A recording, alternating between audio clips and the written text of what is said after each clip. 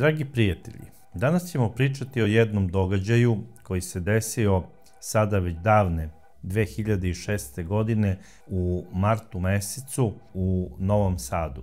To je jedan događaj koji je izazvao prosto zaprepašćenje ne samo građana Novog Sada i Vojvodine, nego i cele Srbije, a bogami i regiona.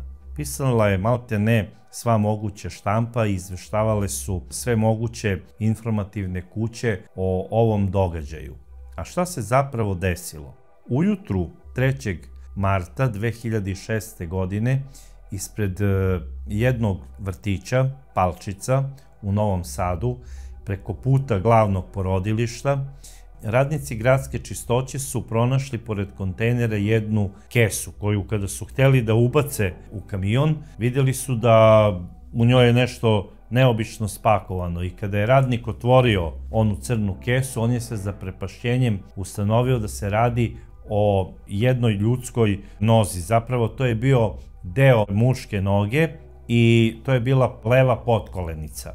Odmah su naravno slučaj prijavili policiji, policija je došla, proverili su sadržaj ostalih kontejnera koji su bili tu, pronađena je još jedna kesa u kojoj se nalazio deo ljudskog trupa. Zatim su javili svim radnicima tog jutra koji su radili u gradskoj čistoći da obrate pažnju prilikom pražnjenja kontejnera da li se ne nalazi sličan sadržaj. A proverena je i gradska deponija i sa iste su javili da je pronađena jedna muška glava. Odmah je poslata i tamo policija. Nedugo posle toga na keju pored Dunava prilikom čišćenja kontejnera isto radnici gradske čistoće pronašli su kese sumnjivog sadržaja i ustanovljeno je da se i u njima nalaze delovi ljudskih tela, zato što je odmah bilo vidljivo da se radi o delovima muškog i ženskog tela. I sve te crne kese koje su pronađene sa delovima tela poslate su odmah na sudsku medicinu, gde je trebalo da se uz pomoć stručnjaka i policije utvrdi identitet osoba koje su se nalazile u tim kesama. I dok je policija radila svoj posao, u jednu policijsku stanicu u Novom Sadu ušao je jedan mladić i prijavio je nestanak svojih roditelja. Policija je odmah znala da se radi o osobama za koje oni upravo utvrđuju identitet u sudskoj medicini. I odmah kada je mladić prijavio nestanak svojih roditelja i kada je pošao kući, kada je izašao iz policijske stanice, za njim je krenula grupa inspektora koja ga je pratila nekih 20 minuta. Hteli su da vide njegovo ponašanje, zapravo on je odmah njima bio sumnjiv. A o kom je mladiću reč? Radilo se o Draganu Jankoviću. Dragan Janković je rođen 1979. godine u Novom Sadu. Njegovi roditelji bili su ugledni ljudi. Otac Dušan, on je rođen 1941. godine, a majka Marija je rođena 1947. godine. Bili su zaposleni i radili su u Naftagasu. To je jedna, za ono vreme, možda jedna od najjačih firmi u tadašnjoj Jugoslaviji. Zapravo, gospodin Dušan i gospođa Marija, ja ne znam tačno koje su se godine oni venčali, ali pretpostavljam da jedan duži period nisu mogli da imaju dece. I kada su dobili sina, te 1979. godine, oni su bili najsrećniji na svetu i dali su svom jedincu ime Dragan. Dragan je od samog početka bio jedno razmaženo dete. Posebno od strane majke Marije, koja ga je baš mazila, pazila i prezaštićivala. Zato što je imala nekako osjećaj da je otac Dušan malo stroži i hteo je da njegov jedinac bude prava muškarčina. Da bude u nekom fazonu onaj oficirski tip muškarca. Otac Dušan je u početku maštao da će njegov jedinac najverovatnije jednog dana biti vojni pilot. Međutim, kada je majka Marija rekla da to ne dolazi u obzir zato što je taj posao jako opasan i oficiri se stalno sele iz mesta u mesta, a ona bi htela da živi u istom gradu gde živi i njen jedinac. I tokom celog školovanja Draganovog, odmah od samog početka, znači od osnovne škole, majka Marija je njemu pomagala u rešavanju domaćih zadataka. Pisala mu je one sastave iz maternjeg jezika, rešavala mu je matematičke probleme i sve ono što je trebalo. Čak je razmišljala da angažuje i jednu ženu kako bi radila sa Draganom u cilju da ovaj bude onako što bolje pripremljen za školu i da pokaže mnogo bolji uspeh, kako bi se na neki način dokazao ne samo tamo u razredu, nego i svom ocu, koji je bio strog i stalno je govorio: Marija, ne bi trebala toliko da ga maziš i da mu rešavaš domaće zadatke, neka počne sam da se trudi oko tih zadataka i da jednostavno postane dobar đak i da ima neko interesovanje. Međutim, majka Marija nije slušala svog muža Dušana, ona je želela da njen jedinac bude što bolji đak, makar mu ona sve radila te domaće zadatke, ali on je po njenom mišljenju morao da ima petice i da bude Vukovac. Ja pretpostavljam da je majka Marija najverovatnije odlazila često i do njegove škole kako bi tamo razgovarala sa profesorima i sa nastavnicima i neretko je sigurno i davala neke poklone kako bi izdejstvovala da njen sin dobije što bolje ocene, kako bi pokazao svom ocu Dušanu da je eto dobar i odličan đak. I najverovatnije da su svi ovi njeni napori rezultirali time da je Dragan dobijao dobre ocene, ali otac Dušan je sve to gledao onako te ocene sa sumnjom i znao je da njegov Dragan nema baš neki kliker za matematiku. Pretpostavljam da se to već pokazalo i na prijemnom ispitu za srednju školu i bilo kako bilo, on je tu srednju školu nekako izgurao, sada već majka nije mogla tu da mu nešto pomaže, zato što naravno zadaci su bili složeniji i nije mogla ona da rešava te matematičke probleme i sve šta je trebalo. I verujem da je Dušan svaki put pred pismeni iz matematike znao da sedne pored svog sina Dragana kako bi proverio kakvo znanje on posjeduje iz tog predmeta. I on bi mu zadao neke zadatke koje bi ovaj trebao da reši i kada bi video da on nema pojma o tome, onda bi Dušan pobesneo i počeo bi da viče na svog jedinca Dragana u smislu: ti si jedna budaletina, nikada nećeš završiti neku normalnu školu, ne mogu da shvatim ljude koji ne znaju matematiku. Dušan je baš bio odličan matematičar i nije mogao da prihvati da sada njegov sin ne zna da reši jedan obični matematički recimo problem. Dušan je bio besan na svog sina zato što ne zna da rešava dobro te matematičke probleme, ali ja sam ubeđen da je i za Dragana to bio veliki šok i stres kada bi morao da sedne pored svoga oca i da zajedno rade neki zadatak. Dušan je bio razočaran kada je ustanovio da je Dragan u stvari netalentovan za školu. On je sigurno bio besan na svog sina i moguće da ga je nekada možda ošamario. I to je sve pokazivanju samog Dragana da ga je otac maltretirao dok je bio mali, još iz detinjstva, dok je bio đak. Pretpostavljam da je to samo taj sukob oko matematike. I sin Dragan je nekako uspeo da završi tu srednju školu uz velike napore svojih roditelja i sada je počeo da razmišlja koji bi on to fakultet trebalo da upiše.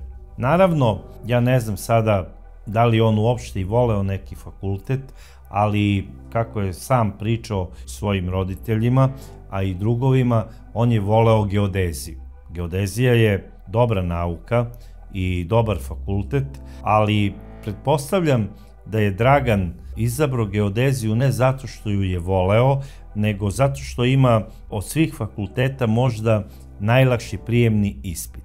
I koliko je meni poznato, taj fakultet postoji samo u Beogradu. Dušan, kada je čuo da Dragan hoće da upiše geodeziju, sigurno je onako burno reagovao, razgovarao je sigurno i sa svojom suprugom, da to nije pravi izbor fakulteta, zato što on je već sa svojim prijateljima iz Naftagasa obezbedio Draganu radno mesto da radi kao ekonomista. Međutim, naravno, morao je da završi ekonomski fakultet. I pošto je, kako su se oni raspitali, u tom periodu ekonomski fakultet u Subotici imao lakši prijemni ispit od onog u Novom Sadu, oni su ubedili svog sina Dragana da upiše ekonomiju u Subotici. I on je tamo i upisao bez svoje volje taj fakultet i počeo je da studira. Prošli su i oni malte ne bezbrižni brucoški dani, došlo je vreme kada treba da se daju ispiti. Dragan je dao neke ispite, pokušavao je, odnosno izlazio je na te ispite, ali nešto mu to baš i nije išlo. Obično to tako i biva kada upišete neki fakultet na koji su vas protiv vaše volje naterali roditelji.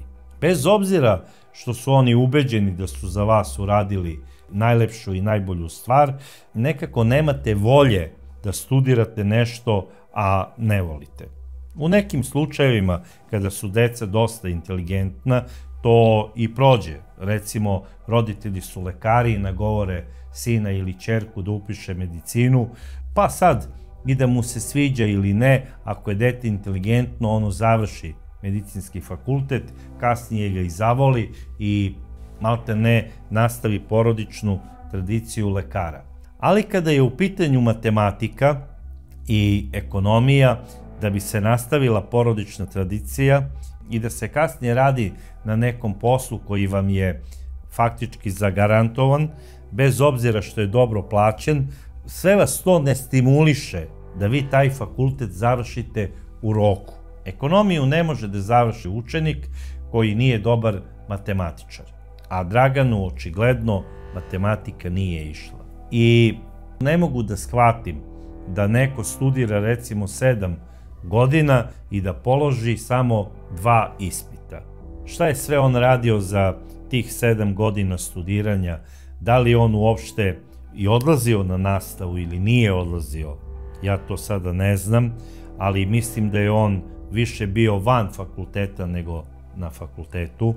Da li je on išao u to svoje slobodno vreme na neke žurke? Da li se on možda i drogirao nekad na tim žurkama? Ja to sada sa sigurnošću ne znam i ne mogu da tvrdim. Kog su tipa bile te žurke? Da li on tamo imao devojku ili nije imao devojku? S kim se družio? Mislim, 7 godina to nije mali period. I sada onako najverovatnije da su i godine sustigle njegove roditelje, jer ne mogu da poverujem da roditelji koji su bili jako strogi prema njemu od samog početka njegovog školovanja, ne mislim tu na majku, nego konkretno na oca, koji je bio baš onako vojnički nastrojen prema svom sinu jedincu, da ga uputi na pravi put i u pravom smeru, odnosno da postane diplomirani ekonomista, sada odjednom ne pokazuje nikakvo interesovanje dokle je njegov sin stigao sa tom školom. Ako je njemu bila Subotica daleko, da sedne na voz i da ode do Subotice, ili da zamoli nekog svog prijatelja da odu zajedno do fakulteta ekonomije u Subotici, kako bi proverio Draganove ocene, mogao je da preduzme i neke druge radnje. On kao čovek koji je radio na nekoj funkciji tu u Naftagasu, u Novom Sadu, imao je prijatelje po celoj Jugoslaviji, maltene. Jer to je velika firma, imala je svoje ispostave svuda, pa pretpostavljam i u Subotici. Mogao je da okrene nekog svog poslovnog prijatelja i da ga zamoli da ovaj ode do ekonomskog fakulteta, da proveri i da vidi šta to njegov sin tamo radi i kakve su njegove ocene na tom fakultetu.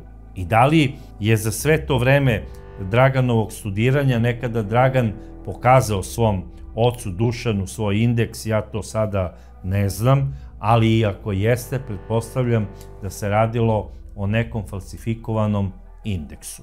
Sigurno je Dragan prijavio gubitak svog pravog indeksa upravi fakulteta i onda su mu oni izdali duplikat. I sada kada bi se pojavio na nekom od tih ispita, ako se pojavljivao, on bi nosio onaj novi indeks. A šta je radio sa starim? Stari je sigurno preko nekih svojih veza nosio onim falsifikatorima koji znaju da urade svaki pečat i koji su mu pisali u stvari ocene koje on hteo. I onda je možda on svom ocu prikazivao kako je dobar student. Doduše, ne onaj najbolji, nego ono zlatna sredina, jer za Boga on je tamo 7 godina. I sigurno je Dušan rekao, dobro, neka neku godinu i ponovi, samo će utvrditi i znanje, a na kraju krajeva bitna je diploma. I godine su tako prolazile, Dušan je očekivao sa nestrpljenjem tu diplomu, naravno i majka Marija, sin je donosio s vremena na vreme taj indeks i pokazivao i rekao sam, prošle punih 7 godina, Dušan sada već čovek pred penzijom, 65 godina, kaže, sine Dragane, daj, ajde već ubrzaj nekako to, dokle si stigao, imaš samo još diplomski, ajde već jednom diplomiraj, da bih ja mogao da te zaposlim tamo u Naftagasu. I onda je on rekao, tata, 3. marta ja imam diplomski i sigurno ću diplomirati. Dušan je bio najsrećniji čovek na svetu kada mu je to rekao Dragan. Otišao je u svoju firmu, u Naftagas, tamo je neke svoje prijatelje častio flašom viskija i kada su ga pitali zašto časti, on je rekao da to radi zato što hoće da ih podsjeti na taj način u stvari da ima sina koji upravo treba da diplomira. On je indirektno hteo da im stavi do znanja, sada ste, gospodo, i vi na potezu da mi pomognete da sin Dragan počne da radi u Naftagasu. I oni su mu do duše i obećali. Rekli su, Dušane, neka on samo donese diplomu i ovde ćemo ga nekako ugurati. Sada, sve mi je jasno, ali nikako mi nije jasno kako sada sin Dragan, kada je rekao taj datum 3. mart, nije počeo i da razmišlja o lažnoj diplomi, recimo. Pa boga mi, u ovoj zemlji ima toliko lažnih diploma koje su šatro prave i nema fakulteta koji ne može da se završi na taj način. Ne znam kako Dragan Janković nije došao na ideju ili da mu je neko od tih njegovih prijatelja gde je išao po tim žurkama ili možda prijateljica ili možda i devojka, mada ja ne znam da je on imao devojku, nisam to čuo, mada je onako naočit momak, to se vidi. Kako mu niko od njih nije rekao, Dragane, imamo ljude koji će ti srediti lažnu diplomu, jer nemoguće je da Dragan sa 27 godina mangupskog života nije imao nekog prijatelja kome je mogao da se poveri i da kaže imam strašan problem. Dolazi 3. mart, ja moram da pokažem ocu diplomu, a ja sam za Boga dao samo 2 ispita na ekonomskom fakultetu. Sada mi nije jasno kako se nije našao neki pametnjaković i da kaže, ma dobro, nemoj da brineš, to ćemo da završimo, a sutra kada budeš počeo da radiš, isplatit ćeš kome treba novčanu nadoknadu za diplomu koju si završio tamo u nekom stanu gde se one i izrađuju. Da li Dragan nije imao taj profil prijatelja koji bi mu dao takvu ideju ili se plašio da svom ocu odnese lažnu diplomu iz straha da otac ne provali da se radi o falsifikatu, jer Dragan, iako je njegov otac sada već zašao u one ozbiljne godine, to je gospodin od 65 godina, Dragan ima 27, on se i dalje boji svog oca i smišlja mu te neke detinjaste lagarije. Ja zaista ne znam kako imao hrabrosti da mu priča o nekakvom lažnom diplomiranju, a sad ovamo se možda plaši da odnese lažnu diplomu. Najverovatnije da taj strah da ne bude uhvaćen u toj prevari je prevagnuo da onako luta bez neke ideje i rešenja za svoj problem koji mu se sada nametnuo u smislu datuma. Ja se opet pitam da li se on uopšte i bilo kome poverio u vezi tog problema.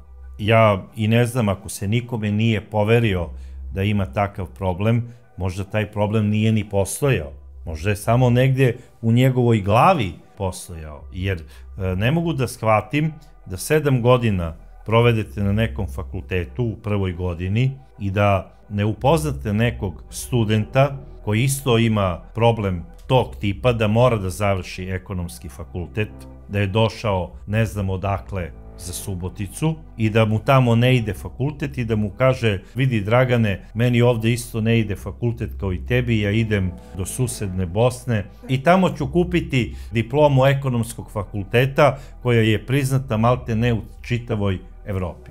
Ako 7 godina lažete uporno svoje roditelje da vi studirate, da dajete ispite, da završavate i na kraju krajeva ide vam do duše malo usporeno, ali bliži se diploma, ne vidim šta je problem da sada slažete i da ste diplomirali. Ali, očigledno, Draganu je to bio nerešiv problem. Ne znam samo zašto, jer mnogim ljudima, kao što smo napomenuli, to nije nikakav problem. Čak imaju i lažne doktorate. Sve je lažno u njihovom životu, samo je bitno da je na njihovom ramenu, recimo, Chanel torba prava, da nije kupljena tamo na nekoj pijaci, nego u pravoj radnji, Prada cipele i Louis Vuitton. I sada možete da zamislite kakvu je traumu Dragan imao. Njemu više nije bila bitna ni Nova godina, ni ovaj praznik, ni ovaj praznik. Njemu je bio bitan samo mart. On je strepeo od dolaska marta i Dragana je već hvatala panika. Šta ću reći 3. marta svome tati? Gde je diploma? I naravno, roditelji su ga oslobodili svih obaveza. Sin Dragan je, kao budući diplomac, imao samo jednu obavezu: da uči i da sprema diplomski rad. I došao je i taj famozni mart mesec, osvanuo je 1. mart, za Dragana je to bio veliki šok. On prosto nije mogao da shvati da počinje mart, bio je sav kao na iglicama, sav je onako treperio i bio je nervozan.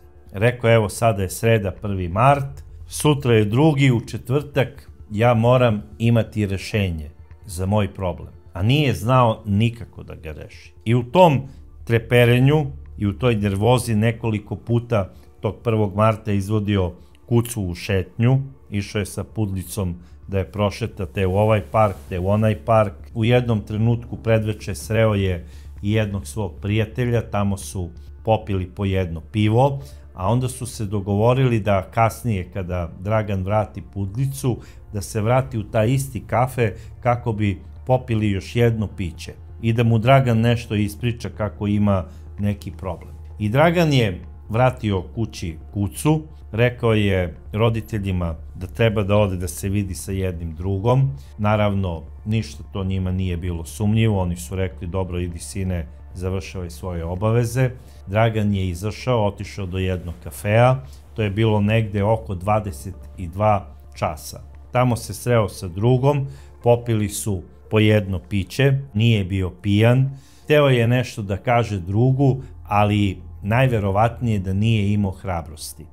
Sada, koliko su oni zapravo bili dobri drugovi, pa da on nije imao hrabrosti da mu se otvori i da kaže: imam problem, obećao sam roditeljima diplomski rad u petak, a petak je za 2 dana, ne znam šta da radim. Bilo kako bilo, on se pozdravio sa drugom i otišao je kući. Oko pola 11 ulazi u stan, njegova mama je gledala film. To je bio film Duhovi prošlosti sa Harrisonom Fordom i sa Michelle Pfeiffer. Otac Dušan je već otišao na spavanje. Majka ga je samo pozdravila, rekla je: sine, tu imaš, ako si gladan, da uzmeš sve što želiš, tamo je u frižideru, ako nisi gladan imaš kokice i možeš da gledaš sa mnom film. Naravno, mama je sedela u fotelji i mazila je svoju pudlicu, koja joj je bila u krilu. Dragan je otišao, uzeo je kesu kokica, otvorio je navodno tu kesu kokica, sedeo je na trosedu iza svoje majke i nije imao ključ za rešenje svog problema, koji je trebao da se reši u petak. I sada, dok je tražio ključ za rešavanje tog problema, Dragan, ne znajući kako i kojom čarolijom, u njegovoj desnoj ruci našao se ni manje ni više nego francuski ključ. Veliki francuski ključ. I u tom trenutku na TV-u je scena kako Harrison Ford nosi onesvešćenu Michelle Pfeiffer uz stepenice i govori joj: sve bi bilo u redu, voleo bi te do kraja života, samo da nisi saznala moju istinu. Sada moram da te ubijem. I stavlja je u kadu. I dok je predstavljena majka Marija gledala tu scenu, onako mazila kucu i razmišljala šta će sada da se desi, onako sva preneražena, ona nije ni bila svesna da se njen sin Dragan približava njoj polako iza leđa, držeći u ruci veliki francuski ključ. I kada je nesrećna Michelle Pfeiffer počela da tone u kadi i da se davi u onoj vodi, u tom trenutku majka Marija od svog sina Dragana dobija jedan strašan udarac u svoj potiljak. I kada je nesrećna žena pala iz fotelje onako na pod, pudlica je počela da cvili i da trče po stanu, Dragan je kleknuo pored majke i udario je još 3 puta u predelu glave. Ukupno 4 puta. 5. udarac joj je zadao u vrat. Toliko snažan udarac da je malte ne čuo kada se i polomio vrat njegove nesrećne majke Marije. A onda, pošto je kuca trčala i cvilila po stanu, skontao je i ukapirao je da će to cviljenje probuditi njegovog oca Dušana. I pošto je znao da je on u spavaćoj sobi, jer mu je to rekla mama kada je došao, krenuo je ka spavaćoj sobi svoga oca sa namerom da ga ubije.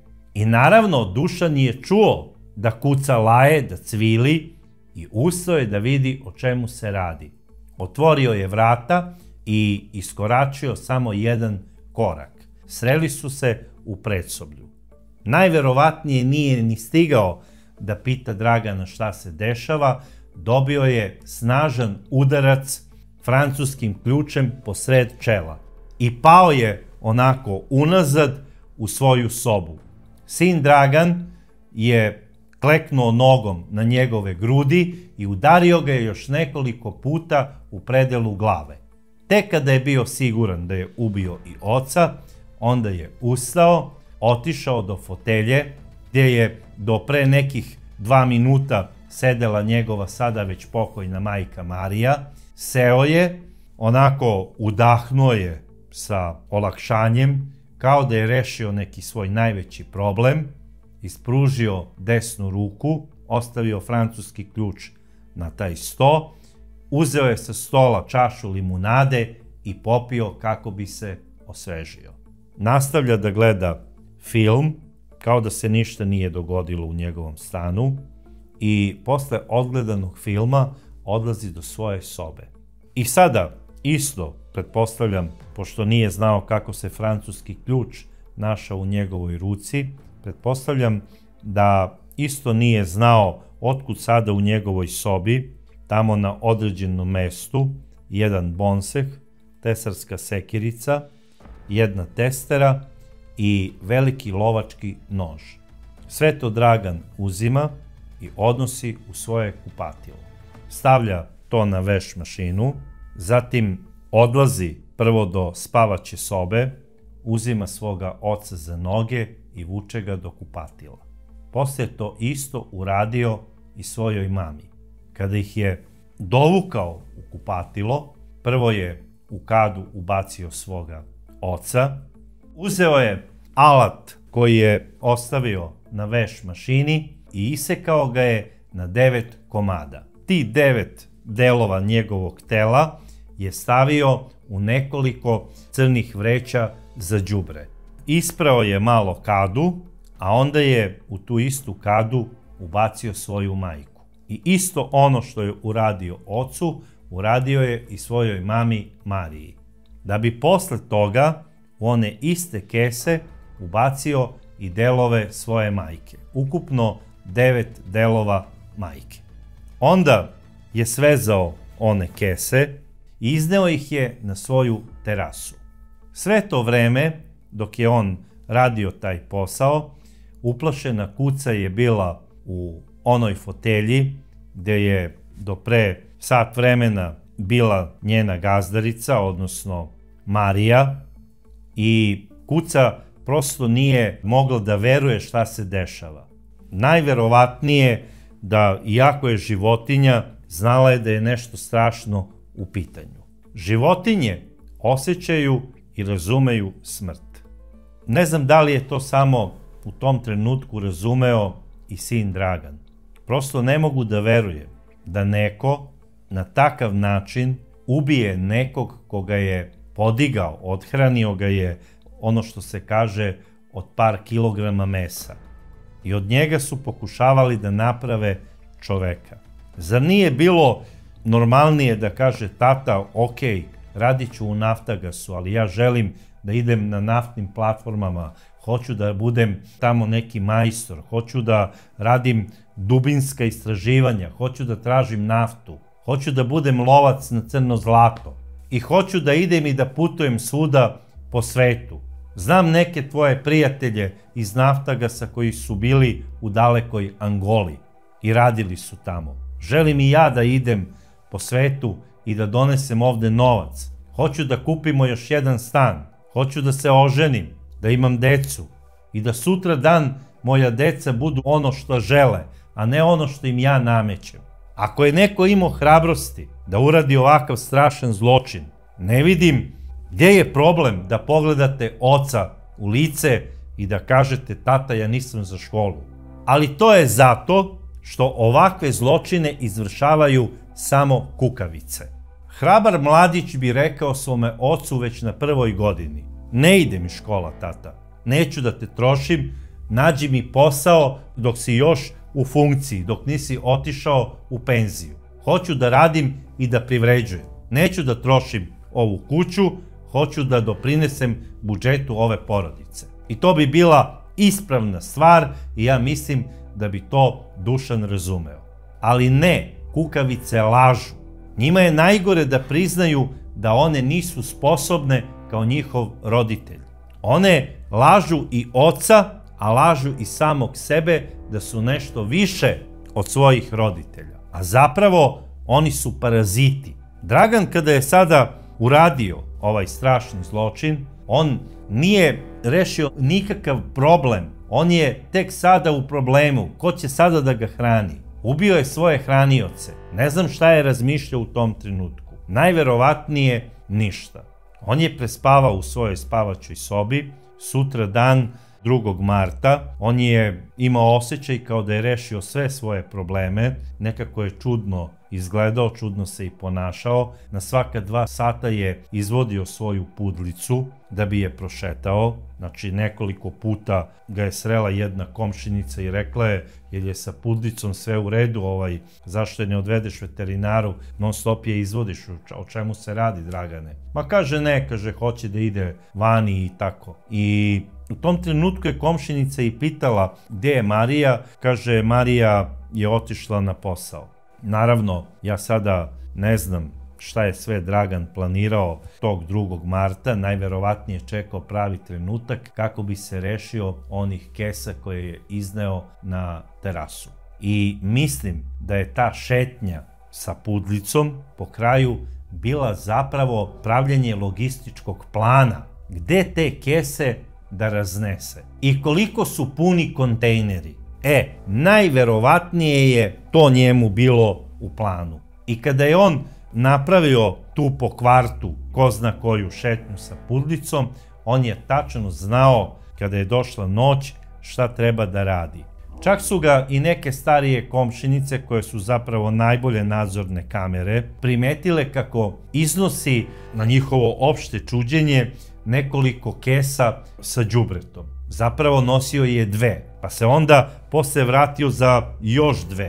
A jedna koja je kasnije izašla na terasu, videla ga je i po 3. put kako odlazi negde sa nekim crnim kesama. Šta je radio sada Dragan? On je na nekoliko lokacija odneo i bacio kese sa delovima tela svojih roditelja.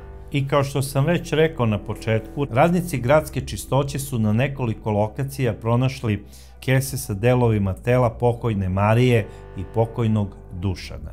I policija je sada već sklapala mozaik, radili su znači identifikaciju da bi identifikovali o kojim licima je reč, jer bilo im je jasno da imaju dvostruko ubistvo na vrlo surov način. I u tom trenutku ulazi mladić koji se predstavlja kao Dragan Janković i prijavljuje nestanak svojih roditelja. Policiji je odmah sve bilo jasno. A zašto je policiji bilo jasno? Naravno, identifikacija putem otisaka prstiju još uvek je trajala, ali kada je došao mladić i kada je prijavio nestanak roditelja, kada su ga inspektori pitali kada su nestali tvoji roditelji, on je rekao još juče su negde izašli i otišli su negde, nisu se vratili. To im se nikada nije dešavalo, to mi je sumnjivo i zato sam došao da prijavim. Kada je rekao gde stanuje i kada je dao naravno svoju ličnu kartu, policiji je bilo sve jasno. Zato što su se oni kontejneri u kojima su pronađene one kese sa ostacima pokojnog Dušana i pokojne Marije nalazili tako raspoređeni da su malte ne bili oko zgrade gde je živela porodica Janković. Naravno i pre dolaska Dragana policiji je bilo jasno da je ubica najverovatnije tu negde iz tog kraja. Ali sada kada je došao Dragan i kada je sve to ispričao što im je prijavio, inspektorima je bilo sve jasno. Međutim, naravno, hteli su da vide gde će otići mladić, u smislu da li će pokušati da baci nešto u smislu sadržaja tipa oruđa sa kojim je izvršio ovaj zločin ili nešto slično.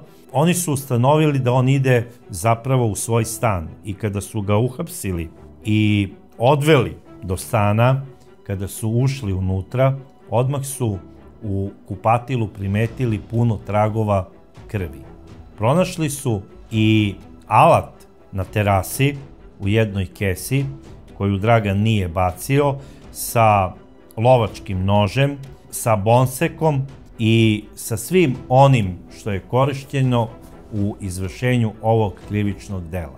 Naravno, sin Dragan je odmah sve priznao policiji, rekao je šta je uradio i do detalja opisao način na koji je sve to izveo. Rekao je da motivi mu nisu jasni zašto je to uradio, navodno ga je inspirisao film, to je rekao i policiji i istražnom sudiji. Sudija je bio u šoku. Odredio mu je pritvor do 30 dana i naravno veštačenje na neuropsihijatriji. Javnost je bila zgrožena. Ljudi u Novom Sadu nisu mogli da veruju da se to desilo u njihovom gradu. Sve novine su pisale o ovom događaju, sve medijske kuće su prenele strašnu vest, ljudi su bili zgroženi, opisivali su sina Dragana na najgori mogući način. A on je tvrdio da se on ne seća ničega, da on i ne zna zašto je ubio svoje roditelje i da on nije svestan da ih je ubio i da i dalje veruje da su oni živi. Prosto da čovek ne poveruje. Ja prosto ne verujem u ovu priču da se Dragan ne seća. A zašto ne verujem? Zato što je on uradio dvostruko ubistvo na identičan način. On je i jednog i drugog roditelja ubio francuskim ključem sa po 5 udaraca u njihovu glavu. To je znači 10 udaraca francuskim ključem koje on zamahnuo iz sve snage. To nije bio jedan udarac, pa da kažemo ne sećam se. i da mu poverujemo da se ne seća. On ubija i oca i majku sa po 5 udaraca na 2 različita mesta u stanu. To dvoje ljudi nisu sedeli jedno pored drugog, nego je otac bio u spavačoj sobi, u sasvim drugom delu stana. Znači, on je svesno znao da će se sada otac probuditi i da će izaći, jer je kuća cvilela. I sve da je zaboravio, nije mogao da zaboravi i cviljenje psa. I sada, ajde da uzmemo tu njegovu izjavu da je majku ubio pod utiskom filma i da ga je film inspirisao na to. I da se on tog ubistva i ne seća i da ne zna uopšte kada je uzeo francuski ključ. Ali oca je ubio svesno. Znači, on se plaši da će sada otac izaći iz spavaće sobe i ne samo da će vidjeti šta se dešava, možda će mu pružiti i otpor, ko što bi sigurno preduzeo nešto. Možda bi i ubio svog sina. To je ono čega se sin Dragan zapravo plašio, da ga, ne daj Bože, ne ubije otac. A strah je itekako svestan osjećaj. I on je iz straha sve ovo i preduzeo, kompletnu ovu operaciju i akciju. A to je strah da njegov otac Dušan ne sazna da on zapravo uopšte nije završio ni 1 godinu na fakultetu. Da je dao samo 2 ispita. On nije smeo da se suoči sa tim strahom. Sada, to je ono što u sudskoj praksi se stalno spominje za neke ubice, uradili su nesvesno te ovo, te ono. Naravno, ima i takvih slučajeva, ali strah je osjećaj koji je uvek svestan i ne možete vi nesvesno da se plašite. A i jedno i drugo ubistvo je zapravo ubistvo iz straha. Tako da ja ne mogu da poverujem u priču da je Dragan nesvesno ubio svoje roditelje. On je itekako svesno odradio ovaj zločin. I vrhunac svega je kada kaže da on ne zna kako su se u njegovoj sobi stvorili bonsek, testera i lovački nož. Da li ih je doneo Deda Mraz, pa su tu ostali još od Nove godine? Mislim, neverovatna priča. Ajde, one crne kese u redu. One su u domaćinstvu možda bile kupljene u većoj količini, znači zbog đubreta, ali verujem da je i njih kupio svesno. Imao je on tačno celo pakovanje kesa pripremljeno za tu akciju i to je doneo zajedno sa alatom. A šta se dalje dešava sa Draganom Jankovićem? On je angažovao i advokate, imao je 2 advokata, imao je dobru odbranu, najbolju iz Novog Sada. Oni su od samog početka sudskog procesa pokušavali da dokažu da je on sve ovo uradio u nesvesnom stanju. Znači, u neuračunljivom stanju. I hteli su na sve moguće načine da ga proglase neuračunljivim, odnosno ludim. Znači da se Draganu ne sudi u smislu izricanja vremenske kazne za zločin koji je uradio, nego da bude stavljen u neku bolnicu zatvorenog tipa, gde će se lečiti do sudske komisije, odnosno od komisije do komisije, koja zaseda obično na 3 meseca, na 6 meseci, 9 ili godinu dana. I onda u jednom trenutku kada kažu više nema potrebe za lečenjem, došlo je do izlečenja, komisija može da to lice pusti i on je faktički od tog trenutka slobodni građan. Šta se sada dešava? Advokati idu sa ciljem da Dragana proglase neuračunljivim. On je iz tog razloga i poslat u zatvorsku bolnicu u Beogradu, gde je veštačen od strane komisije, gde mu je utvrđen trajni šizofreni poremećaj ličnosti. Međutim, i pored toga, Draganu je suđeno na prvostepenoj presudi Višeg suda u Novom Sadu.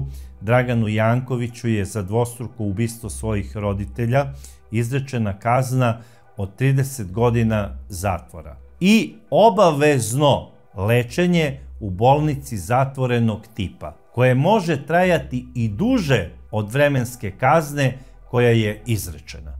Na ovu presudu Draganova odbrana je uložila žalbu, tražili su naknadno veštačenje, međutim sud je to odbio, rekao je da veštačenje koje je određeno u zatvorskoj bolnici u Beogradu je itekako dobro i da ga sud priznaje. Naravno, odbrana je uložila žalbu na ovu presudu Vrhovnom sudu u Beogradu i Vrhovni sud je doneo presudu da se Draganu smanji kazna sa 30 na 20 godina zatvora, ali da ostane mera lečenja u bolnici zatvorenog tipa. Dragan je počeo svoje zatvorske dane i oni su trajali uobičajeno sve do 2012. godine. I po izjavi njegovih branilaca, te 2012. godine Dragan je dobio ukidanje mere posebnog lečenja, prebačen je u normalni zatvor za izdržavanje ostatka kazne od 20 godina i baš u tom trenutku kada je ukinuta mera, te 2012. godine, bila je i amnestija. I za delo za koje je on osuđen po članu 114 dobio 10% skraćenja, odnosno na 20 godina zatvora dobio je 2 godine skraćenja. Tako da po izjavi njegovih advokata, Dragan je trebao da izađe iz zatvora 3. marta 2024. godine. To je tačno 18 godina od izvršenja krivičnog dela. Da li je Dragan Janković izašao na slobodu ili ne, ja to sada ne znam, ali je zaista pod znakom pitanja. Ako neko ko se ne sjeća da je izvršio izvršenje krivičnog dela ubistva svojih roditelja i zbog toga mu je i umanjena kazna prvo izrečena i proglašen je da ima doživotni šizofreni poremećaj ličnosti, može da se tretira kao izlečena ličnost odjednom. Ja to sada zaista ne znam i voleo bih da mi to neko objasni. I mislim da sa pravom ljudi iz Novog Sada, a bogami i iz okoline, osjećaju neki strah od Draganovog eventualnog pojavljivanja u njihovom komšiluku. Jer ono što je on uradio može da se opiše na svaki mogući način, ali ne kao nešto što je dobro. I naravno, niko ne želi takvog komšiju u svom komšiluku. I ja sada pretpostavljam da Dragan nema gde da ode osim u taj stan koji je nasledio od svojih pokojnih roditelja. I s pravom se te komšije plaše sada Dragana i Draganovog pojavljivanja.